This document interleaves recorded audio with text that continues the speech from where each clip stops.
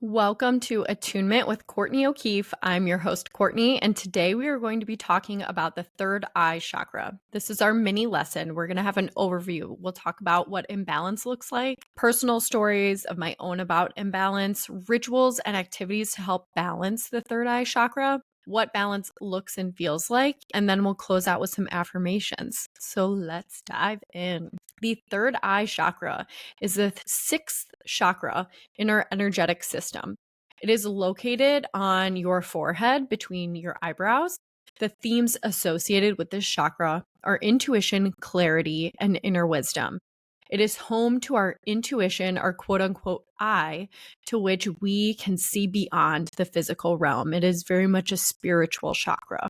It is your mind center that brings together our intuition and our intellect. It helps broaden our curiosity and understanding of existence, where we deepen our well of wisdom and open ourselves to divine and inner guidance. It allows us to fully explore and expand into a higher state of consciousness. It raises our awareness to new levels of vibration. It's where we learn to trust what we cannot hear, touch, smell, or taste, or see with our physical eyes, but what we can sense with our inner being. Very energy driven. It provides us with a deep inner trust. We trust our intuition. We trust our path. We trust that all things are as they should be. The sense associated with the third eye chakra is sight. The element is light, and the color associated with the third eye is indigo. So what does imbalance feel like? An out of balance third eye can lead to feelings of disconnection, distrust in our intuition, and all the problems that come along with being too much in your head, quote unquote. So an overactive third eye is actually very rare, but it is possible, especially when you open up your third eye chakra without bringing your lower chakras into balance. It can lead to a very ungrounded state of reality. So you're completely out of touch with reality. You indulge in too much in fantasies and daydreams without any sense of grounding. You may feel like you are being bombarded with visions and dreams without the ability or stability to properly receive and process that information that you're receiving. Whereas an underactive third eye chakra, which is also known as a blocked third eye, is much more common, especially in our day and age of technology and where it's at. You will feel cut off from your intuition in a blocked third eye. You may distrust your gut or ignore your inner voice. Your realm of thought may feel very narrow and limiting. You're fearful or resistant of the idea of expanding your thinking. You feel like life lacks meaning or a greater purpose. You may have an inkling that there is more to this life, but you don't have access to a bigger picture. So let's get into some mental and emotional symptoms. So when you're out of alignment in your third eye, it results in a lack of inner guidance. And that can take toll on you mentally, emotionally, and spiritually. So you're generally disconnected in your intuition. We're going to keep saying this because it's important. You are generally dissatisfied with life. You have a lack of meaning, feelings of being overwhelmed. Overthinking is very common, trouble making decisions, inability to concentrate, and poor memory because it's tied to your mind. Physical symptoms. Again, I'm not a doctor, but these are things that we like to reflect on when we think about chakras and how it can physically imbalance your body. So physically, your third eye governs over your pineal gland, as well as your sight, your sinuses, and the lower part of your brain. So headaches, insomnia, or nightmares are really common when you're imbalanced here.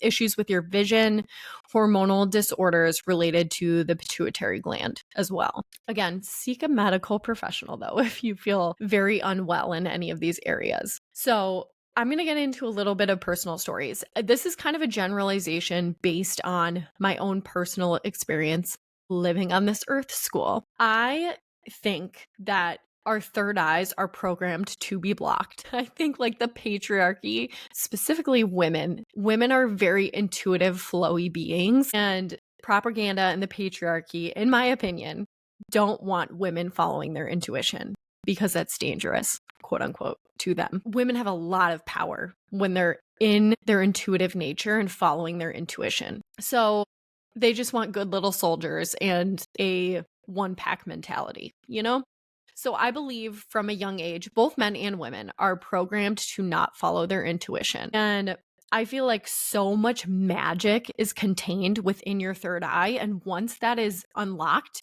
you reveal like an entire new world for yourself. I cannot say I have had many overactive experiences with my third eye. Maybe at the beginning of like my spiritual awakening, when I didn't know what the chakra system was, my third eye was open and I was receiving a ton of messages, but didn't know what they meant and having crazy visions and dreams, but did not have a grounded sense of reality. I think in the beginning of my spiritual awakening, I had this overactive third eye, but quickly learned how to ground myself because I dived deep in the rabbit hole of like spirituality and the chakra system. And then from there, that is like the only overactive example that I really have. Underactive chakra though, I do think this is so common. And I think a lot of people move through their life with a blocked third eye. If you're trying to get conspiracy theorist, like the fluoride blocking the pineal gland, Google it. Apparently it's a thing, but not getting too conspiracy here. I believe I've spent most of my life cut off from my intuition because of my childhood experiences. If you've listened to the past podcasts, I'm not going to dive into like everything that's happened to me in childhood. But I do feel like I was told what to believe, what to think, and what to feel since early childhood. And I was deeply programmed not to believe what I was feeling or thinking and just to continue on as usual, what I was told to be doing, be the good girl. And I've spent most of my life in that container. And I do also believe that some of my third eye blockages are generational. I think, and maybe you will relate to this. I've talked about my parents' divorce on the podcast and how my dad was unfaithful to my mom. A lot of her intuition was shut off, specifically tied to that experience. Like she was told not to believe her intuition when she brought up that these were things that she was feeling. She was gaslit. And then she kind of trained herself to not believe in her intuition. And these women raising other girls, that programs them to not believe their intuition as well. I'm not blaming anything on the women that came before us, but I am saying like generationally that can also be passed down. And then prior to my spiritual awakening, I was kind of just going through the motions and really just had like no thoughts for the future. I talk a few times about like my Catholic background. After that, I kind of just like also didn't have much of a worldview or a sense of like belonging when it comes to spirituality. Before my spiritual awakening, I wouldn't say like I was like an atheist or anything, but I definitely had like a very cynical approach to religion and spirituality and just felt very jaded. So those are examples of my blocked underactive third eye. So let's talk about some rituals and activities that can help bring your third eye into balance. Meditation. This is a very obvious one. If you are someone who does not like to meditate, I would recommend starting with like guided meditations that are visualizations or just someone speaking to you and telling you how to calm your mind. I love Boho Beautiful's like 14-day meditation and yoga series on YouTube. I highly recommend if you are someone who's starting out meditating to check out Boho Beautiful on YouTube because her meditations are so calming and beautiful. They're like 9 to 10 minutes. If you have not been following my meditations on this podcast, that is also a really good resource that I love. Mindfulness. This is such a buzzword, but let's like dive into what this actually is. Coming back to your breath, which you can do in yoga or on a walk, like a mindful walk, taking normal everyday activities, even like washing the dishes, taking time to slow down and focus on your breath. There are so many times throughout the day where I realize that I am holding my breath, and stopping to pause and breathe and really feel into that is so important. Honoring your circadian rhythm, trying not to sit in like windowless rooms for too long, getting lots of sunlight. The element of the third eye is light. So really being out and active in the day is important, and also getting ample rest. Like men need less sleep than women do, and women usually get like less sleep than men, especially if you're a mom. It we are just different. Resting when your body is tired is really important, and honoring your body. Starting a dream journal. This one is so fun. Dreams are heavily tied to your third eye, and I could literally make an entire podcast about my dreams and like reading from my dream journal. It's wild. My dream journal is a wild place to be. But your dreams are a part of your subconscious mind, and you can tap into your programs or your fears, your anxieties, also psychic predictions, psychic, like tapping into future timelines you can feel in your dreams. I felt a lot of like spiritual warfare recently in my dreams, and it's so interesting when you look at like the animals you see in your dreams, or like the seasons, or the messaging, or symbols, numbers, the people in your dreams, and really journaling about those things, free writing about it, and having a journal by your bed with something. Write it down and see where it takes you. Maybe ask questions about the dream. Write down the question and then intuitively just start writing down your answers. And you could unpack some stuff in your mind and open up your intuition a little bit more. And then also seeking out opposite viewpoints. This, I feel like, is very important in our day and age. Being able to converse with someone who has a different viewpoint than you, and stepping out, like zooming out, looking at their life experience and coming to a place of understanding. You don't have to agree with everything that everyone else has to say, but not everything is super black and white when it comes to opinions, life experience. We are literally all living in a different reality. We are all having different experiences. We all have different energetic blueprints. Not every person has lived the same experience as you, just as you have not lived the same experience as someone else. And conversing and looking and talking to people with different viewpoints will help expand your mind, even if you don't agree with them. You don't have to agree with everyone. You don't, literally. It is so important to have your own truth, your own opinions, and just talking with someone else with a different viewpoint may spark something in you that you never knew you felt before. So that is an important one. Reading spiritual books, I also put on here. So spiritual books have changed my life, and I read a lot of them in the beginning of my spiritual awakening. And one of my favorite ones, and I can't remember if I've talked about this on the podcast before, but I probably have because it changed my life, was Signs by Laura Lynn Jackson. That book completely burst open my third eye. I was having the craziest dreams, the wildest synchronicities, which is my next point. But noticing those things and beginning to analyze the information coming into me was just wild, and it just opened my whole world and viewpoint. I cannot recommend that book enough. But I also feel like the law of attraction was another one that really helped me when it comes to my viewpoint and the way I view our existence. Anything to do with manifestation is always so crazy. I'm currently reading a book called Psycho-Cybernetics, I believe, and it was written by a plastic surgeon, and which is just fascinating, about how your reality doesn't change unless your inner reality does. And he talked about all these people he operated on and did all of these like different plastic surgery treatments, and how he thought it was fascinating that like these people would come in here wanting to change their life by like changing their nose or their mouth or their body, whatever way. And it would not always work. Like people would come back and still be feeling the way that they were. And he wrote this entire book about like self-image. And that I feel like has been interesting. I don't know why I felt called to share that, but maybe someone else wants to read about that. But synchronicities, I also feel are important because as you follow your intuition, everyone's intuition is different. I feel a lot of things like in my gut. I've noticed like I need a full body yes, otherwise it's a no. And it's like a whisper. My intuition is very much like a whisper, and it's like telling me to do these little things. And yours might be as well. Try to tune into your body and notice throughout the day what your body or your mind is telling you. Like, are you feeling you need to eat more vegetables? Like, if that thought pops in your head, do it, follow it. Start small. Like, if your body or your mind is telling you to go for a walk, do it. Step outside, go for a walk. And as you begin to do these little things and act on those thoughts that pop in your head, you will notice bigger things will start coming to you, like things like quit your job or do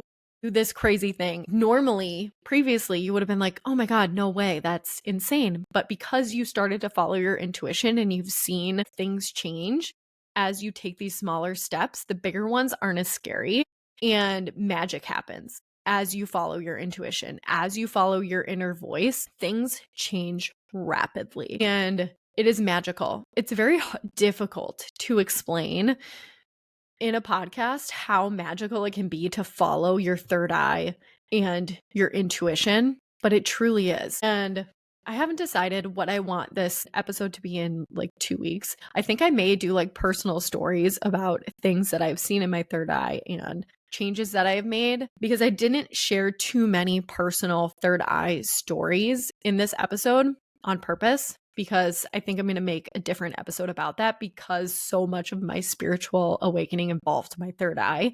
So we shall see. I'll let you know. So a lot of this episode has been like a little more elusive, and you may be thinking, okay, well, what does it feel like to receive information within your third eye? And I can only speak from my own experience. I know everyone has different experiences. I do have a very open third eye, and you have the ability to turn it on and off just by working on your chakra system. You can figure out how you can do that for yourself, but I kind of envision myself closing it, especially when I'm in like larger groups or out in public. I will close down my third eye just so I'm not receiving a bunch of information in those areas. But when my third eye is open, I can either see things as visions or knowings, just like inner knowings or gut feelings, or just information that is like downloaded to me, which is also kind of connected to the crown chakra, which we'll get into next month. But a lot of it is like seeing things that you cannot physically see with your eyes. But I do see things like as a mental picture. And I know that not everyone can do that, but if you meditate and you practice some of these things and these rituals and activities to work on that third eye area, some of these things, it's kind of like a muscle, and you practice these different spiritual things and dive into these different activities to see what works for you. And you'll notice your third eye opens even more. Next week, when we get into the meditation can help you open and clear the area of your third eye. So for me, it looks a lot like visions in meditation, in dreams. Sometimes when I'm out and about, I literally was just sharing a story on Instagram that I was out at Trader Joe's today because we're doing a pizza night tonight with the family. And my daughter Harper is obsessed with like their mini bagels. But as I was walking the aisles in Trader Joe's, I saw this woman who was unloading like a pumpkin crate of like sauces onto a display.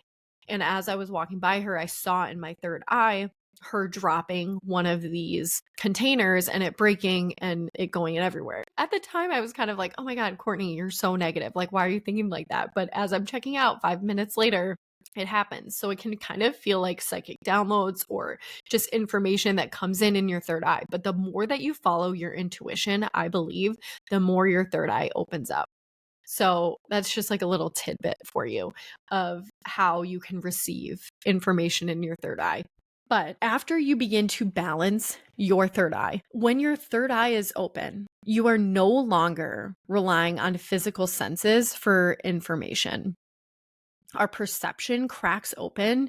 You see the beauty and magic and energetic connection in everything. You're no longer tethered by your limiting knowledge of what is right in front of you. You use all the information you receive to make decisions with clarity, which is important. At the same time, you don't feel overly attached to the outcome because you have this overwhelming sense that you know things are going to work out for you. You are able to simply see things for what they are and not as you want them to be. Clearing and opening the third eye chakra helps us vibrate on a higher level. It allows you to regard others with the same open-mindedness that you have found within yourself. It helps you lead with curiosity and acceptance, not judgment or criticism. we can be wholly present, experiencing the world with a much wider perspective rather than a narrow viewpoint of self. And you can see the connection and harmony in it all with a very clear view. So let's close out with some affirmations. If some of these resonate and you really want to work on your third eye after listening to this episode, write them down, put them on your mirror, put them in your journal, maybe doodle them in your journal, do something fun with it, make it visual. Here we go. I trust my inner knowing. My mind is clear and my body is listening. My intuition leads me with clarity and grace. I see myself through eyes of truth and love. I remember who I have always been. I can see the big picture and trust my place is in it. Thank you so much for listening today. I hope you got something out of this episode, and I will see you next week for our third eye meditation. Visit ablealchemy.com to download your free chakra journal and to learn more about Able Alchemy. This is a place where your dreams and reality align through services like tarot and astrology readings, sound bath sessions, and intuitive branding for businesses looking to align with their manifestations and purpose through soul-led studies such as astrology, business energy analysis, and chakra color theory. Follow along with Able Alchemy on Instagram, TikTok, and YouTube. Please rate, review, and subscribe if you enjoyed the show. Thank you so much for listening, and see you next time.